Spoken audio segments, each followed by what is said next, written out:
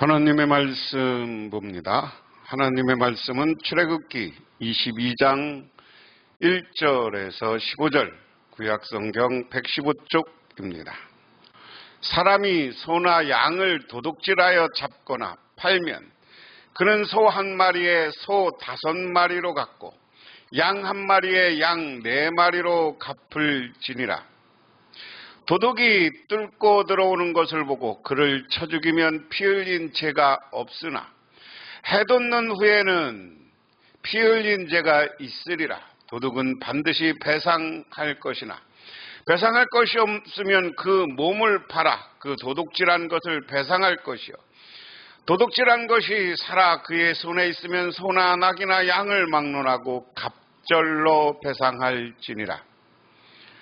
사람이 밭에서나 포도원에서 짐승을 먹이다가 자기의 짐승을 놓아 남의 밭에서 먹게 하면 자기 밭에 가장 좋은 것과 자기 포도원에 가장 좋은 것으로 배상할지니라.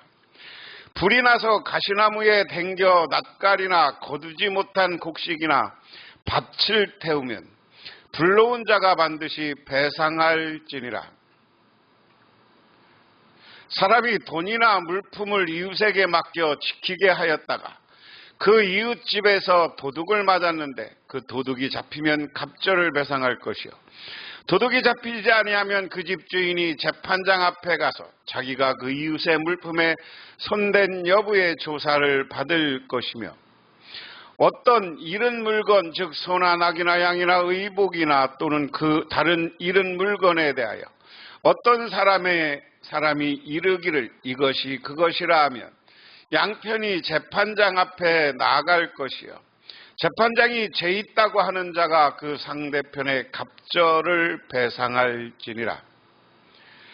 사람이 낙이나 소나 양이나 다른 짐승을 이웃에게 맡겨 지키게 하였다가 죽거나 상하거나 끌려가도 본 사람이 없으면 두 사람 사이에 맡은 자가 이웃의 것에 손을 대지 아니하였다고 여호와께 맹세할 것이요, 그 임자는 그대로 믿을 것이며 그 사람은 배상하지 아니하려니와. 만일 자기에게서 도둑을 맞았으면 그 임자에게 배상할 것이며 만일 찢겨졌으면 그것을 가져다가 증언할 것이요, 찢긴 자에 대해서 배상하지 아니할지니라. 만일 이웃에게 빌려온 것이 그 임자가 함께 있지 아니할 때 상하였거나 죽으면 반드시 배상하려니와 그 임자가 그것과 함께 있으면 배상하지 아니할지니라. 만일 새낸 것이면 새로 족하니라. 아멘. 법은 뭐냐라는 거예요. 이스라엘 사람들은 이 법은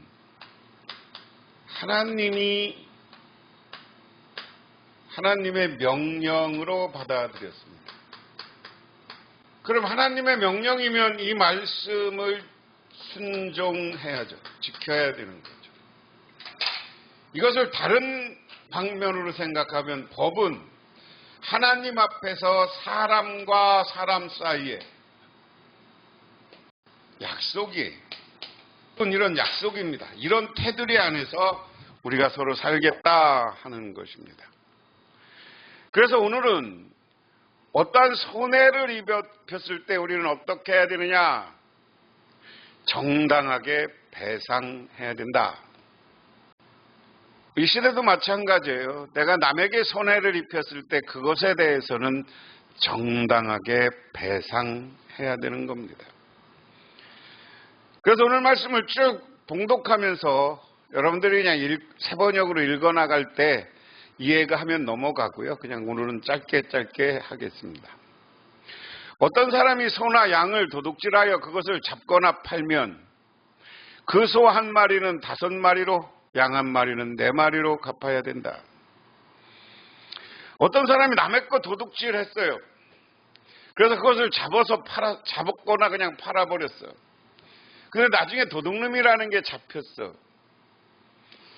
그렇다면 이 사람들은 소 5마리, 소를 잡아 훔쳐다가 팔았으면 소 5마리를 갚아야 된다.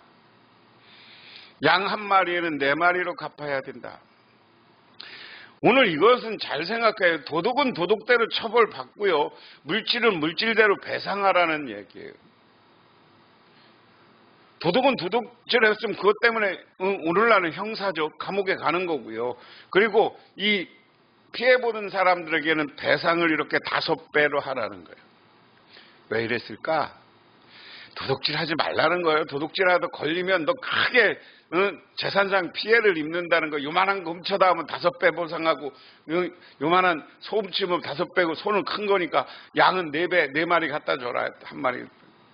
괜히 한 마리 갖다 도둑질해서 팔고 4마리 주고 또 매 맞고 감옥 가려면 힘들잖아요. 아예 할 생각하지 말라는 법입니다. 그 다음에 도둑에 대한 정당방위나 도둑질한 것의 배상 그랬습니다. 밤에 도둑이 몰래 들어온 것을 알고서 그를 때려서 죽였을 경우 죽인 사람에게 살인죄가 없다. 이건 정당방위를 얘기하는 거죠. 오늘날로 얘기하면. 밤에 들어왔어. 그런데 밤에 들어왔는데 사람을 도둑이 들어왔으면 어떻게 해요? 주인이 밤에 들어왔으면 자고 있는데 무방비 상태, 아무것도 준비하지 않은 상태죠. 그때 사람들이 들어와서 자기도 모르게 사람들을 자기 보호를 하려고 하는데 죽었어. 그러면 어떻게 하라는 얘기예요? 야, 그 살인죄 아니야. 그냥 내버려둬. 그럴 수도 있어. 정당방위야. 그 다음에 해가 뜬 다음에 이런 일이 생기면 그에게 살인죄가 있다. 훔친 것은 반드시 물어내야 한다. 그가 가진 것이 아무것도 없으면 자기 몸을 종으로 팔아서 훔친 것을 물어내야 된다. 자, 그런데 이건 2절에 대한 이야기예요. 그러나 해 뜬 다음에 죽이면 그거 살인죄다. 그리고 훔친 것이 있으면 반드시 물어내야 된다. 아까 1절하고 이어지는 거예요. 반드시 물어내고 자기가 가진 것이 아무도 없으면 자기 몸을 종으로 팔아서라도 훔친 것을 물어내야 된다. 네 몸 팔아. 네가 종이 돼. 그래서 그 종으로 된 팔아서 받은 돈 가지고 너 그거 보상해 하는 겁니다. 그가 도둑질한 짐승이 소든지 낙이든지 양이든지 아직 산채로 그의 손에 있으면 그는 그것을 2갑절로 물어줘야 된다. 도둑질하기로 했는데 아까의 경우는 팔아먹은 거고 이 경우는 아직 팔지 못했어. 그러면 그거 돌려주고 네가 2배로 또 보상해줘. 부주의로 인한 곡식 피해에 대한 관함. 어떤 사람이 밭이나 포도원에서 짐승을 풀어 놓아서 풀을 뜯게 하다가 이 짐승이 남의 밭에 농작물을 묻어 뜯어먹었으면 그는 자기 밭에 가장 좋은 수출과 자기 포도원에 가장 좋은 수출로 그것을 물어줘야 된다. 불이 나서 가시던 불에 옮겨서 남의 낫갈이나 거두지 않은 곡식이나 밭을 태웠으면 불을 놓은 사람은 그것을 반드시 물어줘야 된다. 자, 그 다음 이야기는 뭐예요? 어떤 사람이 소를 그리고 짐승을 먹이다가 포도원이나 남의 밭에 가서 이것을 다 뜯어 먹었어. 그러면 어떻게 배상하냐? 네 밭에 있는 거 똑같은 농작물이면 네 밭에 있는 것 중에 제일 좋은 거 포도원 중에 가장 좋은 것으로 그만큼 그 집에서 수확할 만큼 줘야 된다는 거예요. 또 하나는 불이 나서 그 옮겨붙어서 남의 밭에 곡식이 다 탔어. 그리고 낫갈이라는 건 뭐 아직 추수하지 않고 탈곡하지 않고 쌓아놨는데 불이 났어. 그러면 그것만큼 또 물어줘야 된다. 이웃에게 맡긴 돈, 물건의 도난에 관한 법. 어떤 사람이 그 이웃에게 돈이나 물품을 보관하여 달라고 맡겼는데 그 맡은 집에서 도둑이 들었을 때 그 도둑이 잡히면 도둑이 그것을 갑절로 물어내야 된다. 그러나 도둑이 잡히지 않으면 그 집주인이 하나님 앞에 나가서 그 이웃의 물건을 손댔는지 안 댔는지를 판결받아야 한다. 소든지 낙이든지 양이든지 의복이든지 그 밖에 어떤 분실물이든지 그것을 서로 자기 것으로 주장하는 사건이 생기면 다 양쪽 다 하나님 앞으로 나가야 한다. 하나님께서 유죄 판결을 받은 사람은 그 상대방에게 갑절로 물어줘야 된다. 새 번역에는 재판장이라고 했고요. 개역 성경에는 재판장이라고 했고요. 새 번역에는 하나님이라고 했습니다. 이건 제가 지난 시간에 설명했어요. 재판장이라는 말과 하나님이란 말은 동일한 언어였다. 그래서 이 재판장이라는 것은 하나님의 재판장, 그 당시 재판을 담당했던 사람들은 제사장들이에요. 이 사람들은 하나님의 말씀을 잘 아는 사람들이에요. 그래서 하나님의 말씀의 기준에서 재판을 하고 사람들을 다스리는 사람들입니다. 그렇기 때문에 그들에게 하나님 있는 재판장, 그 당시 재판은 하나님의 성전이나 시골 저쪽 하나님이 있는 법궤 앞에서 모세가 했고요. 나중에 모세가 이건 지금 109장 19장을 둬서 나누어서 관리하게, 그 사람들도 하나님의 말씀을 듣게 한 거죠. 모세가 하나님의 말씀이 이거다, 이것의 기준으로 해서. 그리고 살인사건이나 큰 도둑은 모세에게 왔어요. 큰 사건들은 모세에게 와서 모세가 하나님께 물었다. 그래서 하나님께 물었을 때 하나님의 재판장이 그것이 무죄라고, 그 사람이 손댄 게 아니라 다른 도둑이 가져갔다면 보상할 것이 없고, 도둑이 잡히지 않아서 그 집 주인은 이 하나님 앞으로 나가서 이웃의 물을 손댄 자인지 판결받아야 하는 것이고요. 그래서 도둑이 잡히면 갑절로 물어내야 되고, 주인이 의도적으로 잊어먹은 게 아니면 물어낼 필요가 없다. 소나 양이나 의복이나 다 마찬가지예요. 서로 자기 것이라고 주장하는 사건이 생기면 양쪽 다 하나님 앞에 나가라, 유죄 판결 받은 자는 그 상대방에게 갑절로 물어요. 뭐 배상할 때는 갑절이야, 갑절. 이웃이 맡긴 짐승의 상해, 아까는 돈이나 물건이고요. 오늘 10절부터 13절은 짐승이에요.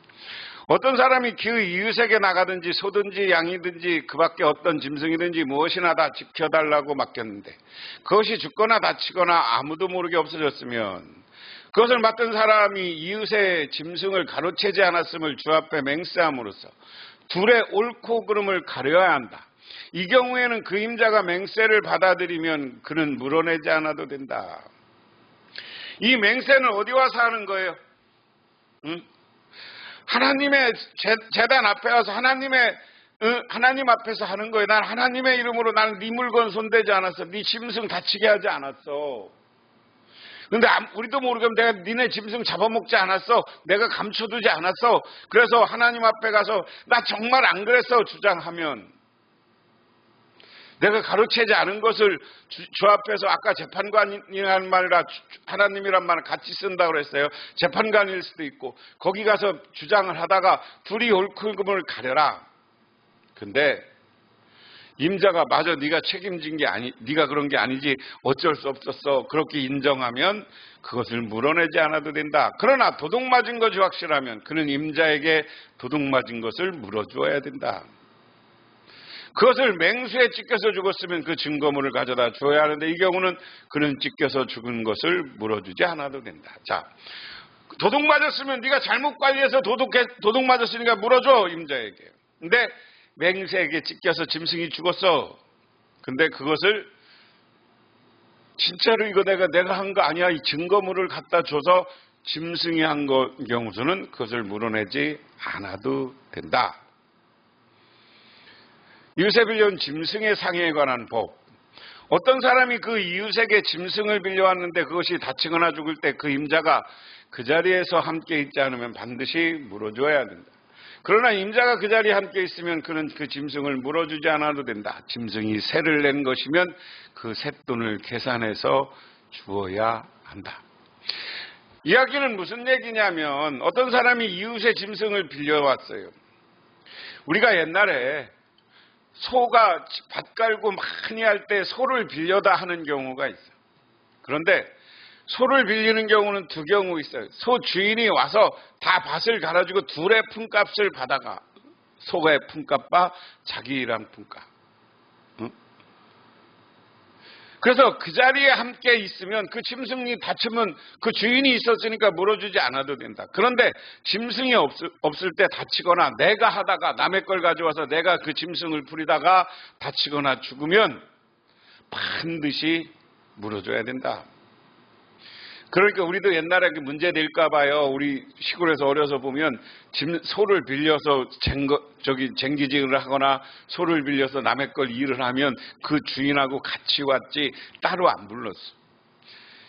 자기가 한다고 남의 짐승이 내 말 잘 안 듣잖아요. 그러니까 여러분 이거 잘 생각해야 되는 거야. 그래서 네가 한다고 껍적거리다가 죽었거나 했으면 물어줘. 근데 그 주인이 와서 그걸 부렸으면 아니야.